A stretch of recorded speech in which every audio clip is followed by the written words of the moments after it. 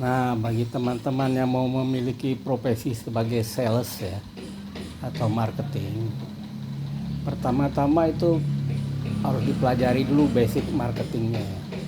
Tinggal dilihat aja di internet gitu ya, cara belajar marketing, atau bagi yang sudah S1 di marketing mungkin nggak ada masalah.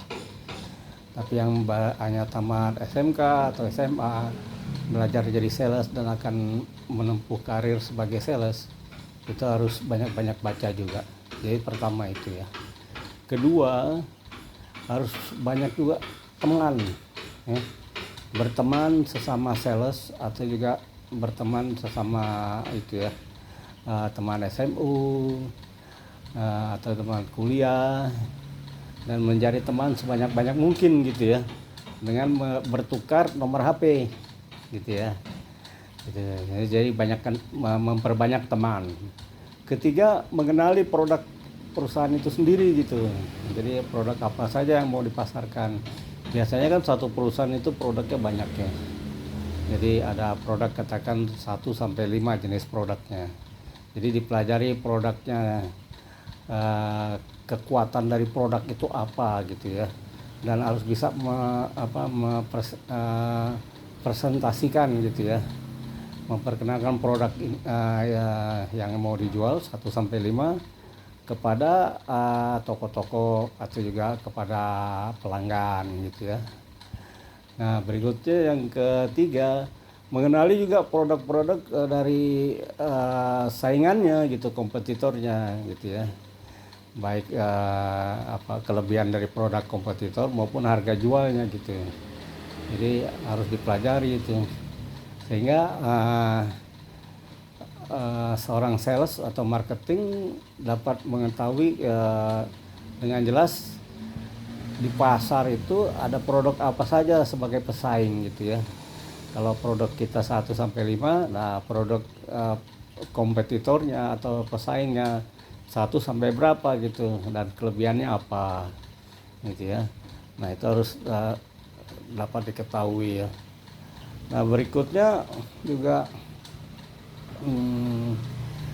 seorang sales juga harus develop diri dia sendiri gitu ya. Jadi harus banyak belajar lagi secara manual ya, atau textbook. Jadi buku-buku marketing dipelajari, buku-buku motivasi dipelajari gitu ya. Sehingga dengan mudahnya karir dapat berkembang dengan baik, dan selalu berpikiran positif ya, dan semangat terus. Jadi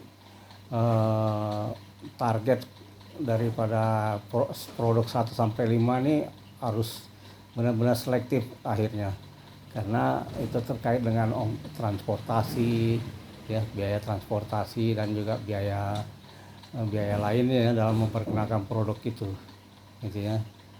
Setelah katakan banyak teman, banyak udah mengetahui target-target pasarnya siapa aja gitu ya.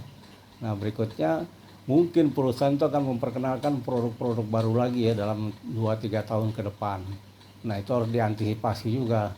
Jadi seorang sales atau marketing memiliki catatan pribadi ya, punya buku diary gitu ya. Jadi mencatat tuh kunci sukses juga gitu. Jadi nggak bisa asal diingat-ingat saja gitu ya, harus mencatat. Jadi saya pikir 1 sampai 5 tadi sudah cukup bagi sales pemula ya. Nanti kalau sudah masuk level manager atau senior manager atau sales eksekutif, itu harus udah pintar-pintar juga menganalisa ya.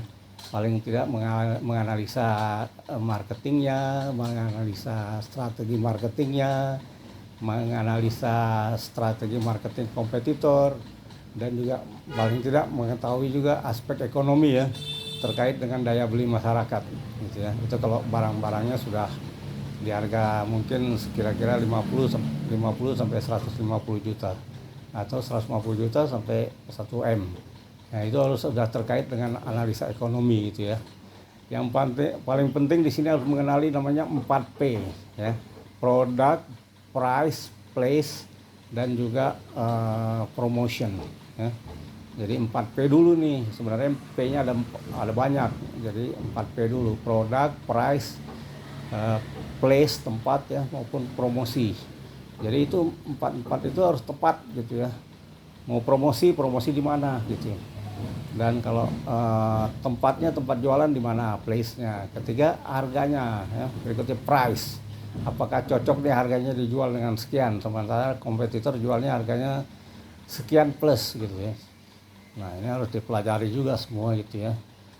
Oke, sekian dulu, ini bagus bagi pemula ya yang mau mencoba-coba sebagai marketing, baik produk yang konsumer maupun juga produk keuangan. Oke, terima kasih.